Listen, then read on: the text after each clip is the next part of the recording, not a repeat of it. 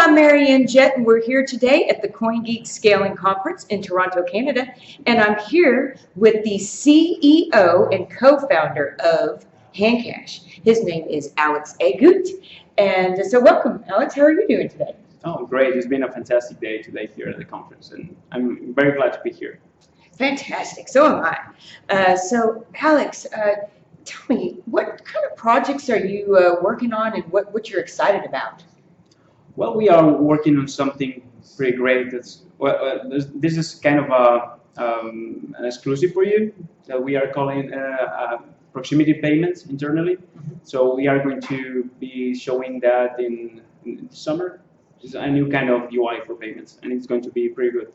And we will also have, starting in July, you will be able to top up your wallet with a credit card. So I think that's going to be amazing. And I show you a demo, and it takes like 5 or 6 seconds to purchase BSB. We don't want to say purchase BSB, to be honest, because we want to get far from speculation terms as much as possible. We want to focus everything on usability. Mm-hmm. So you'll be able to, in the future, we'll be able to acquire BSV through the Handcash wallet, and just by having your credit card attached to it.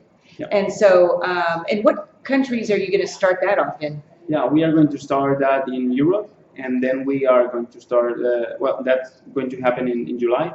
And later this year, hopefully in the United States and Australia and Japan. Those are the main areas of our Handcash usage. And so we've heard a lot about Paymail here at the Coingeek conference. So tell me, what are you excited about it, and what are your thoughts about Paymail? I think it's awesome because for the first time we can replace the Bitcoin legacy addresses and most of the usage for QR codes. So that will improve usability and interoperability in a fantastic, outstanding way. And it was awesome that Coingeek took us to London and paid for the hotel expenses and all that stuff for a few days, so we can be all together, all the main developers in BSV, and kind of develop this custom solution for everyone, to share for all of us, which is basically the handle service but extended to all services. And I think it's also telling what a difference does it make when all your community is focused on usability. And this is not what we had in BCH, and it's great because in BCH, we had a lot of egos, and the focus was on trying to be regarded as the best protocol developer. And we are not talking even about the protocol anymore, and that's a great feeling that we can focus right now on usability, and we are all on the same page. Mm-hmm. I was just talking to Ryan Charles, the CEO of MoneyButton, and we were talking about Paymail, and he was saying about how you can have your same email that you use right now. Like, I have an email that I've used for probably 13 years or whatever, and I could use that same email as the ID or the identity for Paymail. And so, are you familiar with that? And how does that work? I mean, because I know that I also have a Handcash handle, which is Marianne Jett, but then I also have an email, which is, it's like whatever it is at mydomain.com. Mm-hmm. And so I'm trying to understand the difference between when would I use the Handcash handle, Marianne Jett, and then when would I use my email if I wanted to? Mm-hmm. Or would I have to pick one, or can I use both, or do you know anything about that? Okay, about what Ryan told you is something that's going to be a feature that will come much later. I think using your old email address for payments. But right now, what you can do with Handcash is that if you want to receive money from other services that they don't have handle support, they can just send it to your Paymail, and you will have your Paymail in Handcash. You will get a free Paymail with your handle. So if you are Marianne Jett, you will be Marianne Jett at handcash.io. Mm-hmm. And without having to do anything else. We'll just have it that, and that's how that's how people from other wallets will send you money there. But from Handcash to Handcash, you will still be able to send typing the handles, because it's very short, and for tipping people and all that stuff is great. I understand there's some kind of partnerships or synergy going with the Paymail, like for example, RelayX, and some other things, and Money Button and Handcash and other companies. But what I was just wondering is so if I wanted to, let's say I had money at BSV in Money Button and I wanted to send it to, let's say, RelayX, could I use the Handcash handle in some way in that transaction? We are working on something like that. So I don't want to give many details because maybe it doesn't happen finally, but what would be awesome is that if you could have the same handle that you have in Handcash in all of these services, and you have this kind of one identity that you can use across all of these services. And so that's something that we are working on, and maybe you can retain maybe you can be Marianne Jett at moneybutton.com, and also in Handcash, and also on RelayX, and also in all these companies. It's not about that we have to make business deals on that, because it's an open protocol. We just have to agree on sharing this kind of data about our users. And if you are okay with doing that, and you give us the consent to log your handle in other services, I think that's something that's doable, and I think it's desirable too. Okay, so that's something that'll happen in the future, as far as being able to use the Handcash handle to send, like from Money Button to RelayX by using the Handcash handle. That's something. Yeah, you could theoretically have that even this year. I mean, it won't take much work to do that. But at first, with Paymail, I mean, you can, if you have your Paymail on both accounts, be it on Relay and Money Button, you can just send from Marianne at moneybutton.com. You can send the money to Marianne, to Marianne at relayx.io. And give me an example of when I would use the Handcash identity, for example, with Paymail. Oh, with Paymail, for Paymail, you will just have, I mean, if you want to receive money from anywhere, for the users that you might use the legacy address right now, you will be using your Paymail. So Paymail, basically, the only thing that it does is that it substitutes the legacy address in a more friendly way. And also, it's much more secure, because you can give your Paymail as many times as you want, and it doesn't change, but the address is going to be generated, and it's going to generate new addresses for each transaction each time, to avoid traceability and to give you more privacy. So I think it's a great feature. It basically works exactly like what we have with the Handcash handles, but it's just interoperable with all these services. Okay, so for example, if we have one where I'm sending it from, let's say from RelayX to Money Button, then I would need to have a Money Button Paymail identity, exactly. Because I'm sending it. That's where I'm sending it to. Exactly. Okay. Exactly. It works exactly like that. It's just like it's just like your new address. Say it's the new address standard. Okay. Is the best way to look at it. So standard. I see. So if I'm going to send something to Handcash, I would use the Handcash handle. If I'm going to send something to Money Button, I could use that Money Button identity for Paymail, and so forth. Okay. So you may, at this time, you probably need an identity for each wallet or wherever that you're going to send.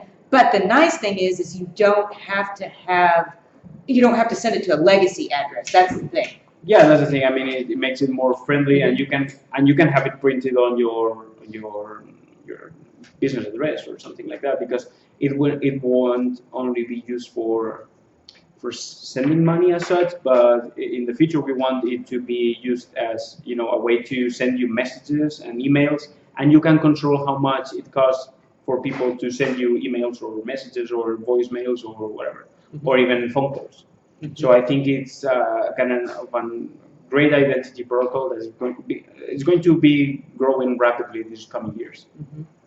And I remember hearing that Handcash is soon, well, I don't know if it's soon, but at some point is going to have some sort of referral program. Can you tell us about that? Yeah, we haven't made any announcement yet, but we have always thought that Bitcoin is great for this kind of referral programs for automatic payments that you can split and give X% to somebody. So we see that people our users are really thrilled about our app, and they want to be ambassadors, and they recommend it to many people. And we are starting to see at the beginning of the hockey stick in terms of active users, and it's awesome. That means that our users are recommending this. So if we can incentivize that these people keep recommending the app and also get some money in exchange of recommending the app, so that would be awesome. And basically, we are not going to be paying by ourselves. Thing is that for every fee and every subscription and everything that they help us obtain, if they help us get revenue, they deserve a share of that revenue. And with payment with Bitcoin, it's very easy to automate those payments. Mm-hmm. And so, and then Rafa was here. He is Rafa Jimenez. He is the CTO of Handcash. Mm-hmm. So he's really busy in the background doing a lot of coding. Or what does he do for Handcash? Oh, what does he do? What do I do? I would say no. I mostly say on Twitter. No, I do some real job too. But he basically is right now. He's very busy building our new cloud infrastructure, and he's also recruiting new developers. He's the one that's in charge of that. I mean, I have my say on that, but ultimately, if we are hiring developers, I trust his judgment. But he's working like crazy and 27 hours a day. And we hope to have this new cloud infrastructure up and running because it will be awesome for our business and also for the user experience. Everything will be faster, more reliable, smoother. And yeah, it will be a great foundation. Also, I think the best thing that he's done in Handcash with this new infrastructure is that he has simplified the way that our employees can interact with the blockchain. He has created a great set of APIs that even an idiot like me, that I don't know how to build a Bitcoin transaction and hash and all that stuff, I can be the UI designer and implement all those features to send, receive, check the history, the balance, and all that stuff without having any Bitcoin knowledge. And that's great because that opens the door to getting more developers that don't necessarily need to be to have any Bitcoin experience previously. Mm-hmm. And this new cloud infrastructure that you're working on, I remember you talking about that. I think one of the great benefits of it is for the iPhone users who had to wait for the new Handcash app, where the Android users had it ahead of time. I believe that with this new cloud infrastructure, it's all going to be together as one. Exactly. So when the new updates come out, or the latest and greatest things from Handcash, you'll get the iPhone and the Android updates at the same time. Mm-hmm. And no more having to wait for, we are not developing two apps at the same time right now. What we are doing is using a new framework that's super, it's fantastic from Google. Something the newest technology in this kind of app building that's called Flutter, and that has allowed us to just having to care about one code base, and we can export it even to desktop. Mm-hmm. So I don't know. We might even release to desktop if it makes sense at some point, but in the end we want to be accessible and be everywhere and in as many forms as possible. And we want people to use our product. And with Flutter, we had to rebuild every app that we have. But I think it's in the long run it will be it will be worth the effort. Yeah. It sounds like it's a little bit of effort up front, but once you get it done, then it's you just work on that instead of the two platforms, right? Yes. Yeah. And I was wondering, so what is your role as the CEO of Handcash? What are your responsibilities? Well, I am in charge of the business side, the marketing side, PR, dealing with the banks, negotiating with companies to, for example, for this for the integration of the buying Bitcoin from the app.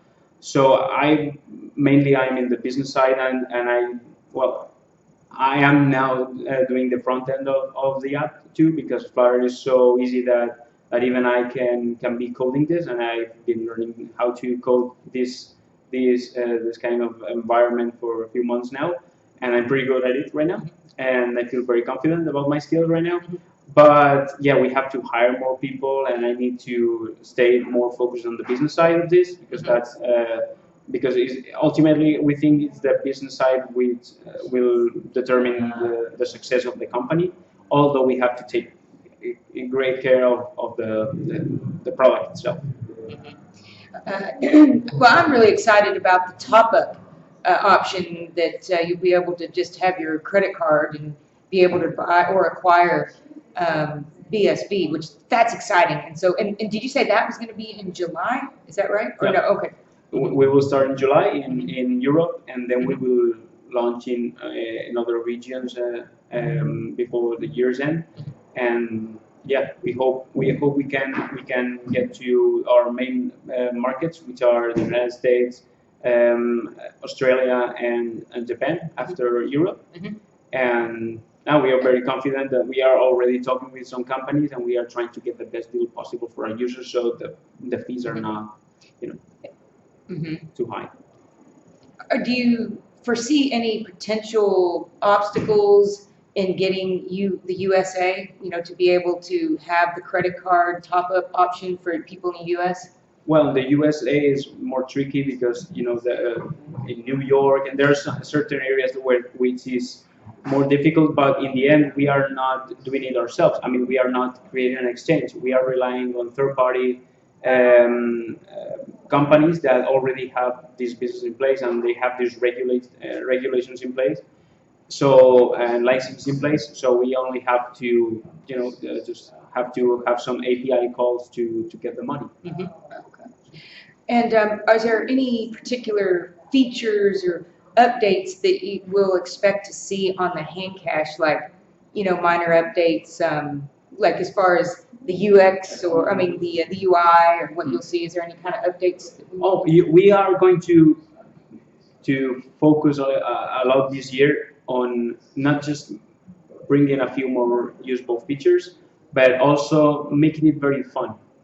Because we have seen that people love to recommend this app because how fun it feels, and so we want to focus on that fun and experience.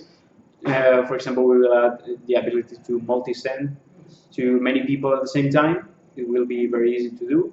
And also we will have things like new kinds of payments too that I don't want to talk about. But we will also have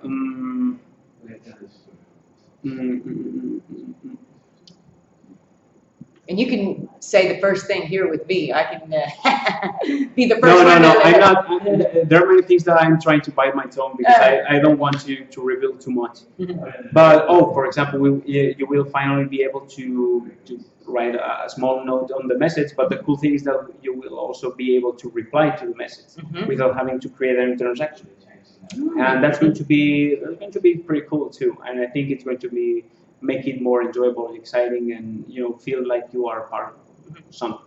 Did you ever say that you were thinking about adding emojis to Handcash? I don't know if I ever heard that. Yeah. Well, in the messages you can just add emojis for the transactions. This is for yesterday's coffee, and you add this. It's not a big thing, but it's nice. I mean, it's a nice feeling. It's very emotional.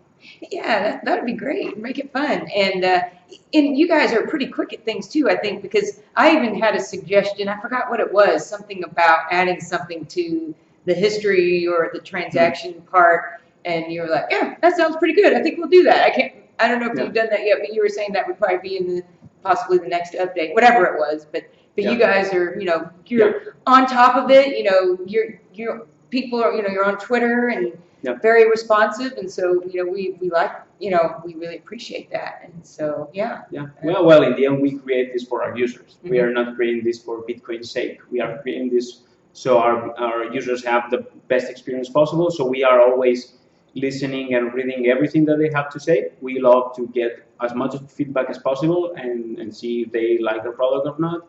And so far we've had a lot of very good input on how we can improve, and we are just trying to please them. All right. Was there anything else that burning that you might want to mention, or anything else you're excited about that you can say? You want me to say too many things? No, there are many. No, there are many things that we wanted to present here in Coingeek this year, in Coingeek this season in Toronto. But the thing is that it was a tough decision to kind of rebuild the apps, because it took us, it's like 2 or 3 months of full development just committed to that. But you will see all these cool new features in Korea. We are going to prepare a on-stage demo. It will be pretty fun. Fun. Yeah. Well, we're looking forward to all these new things that you guys are coming up with, and so yeah. Well, thank you so much for your time, and I hope you enjoy the rest of your time here at the conference. Yeah, thank you. Well, thanks for having me. All right, thank you.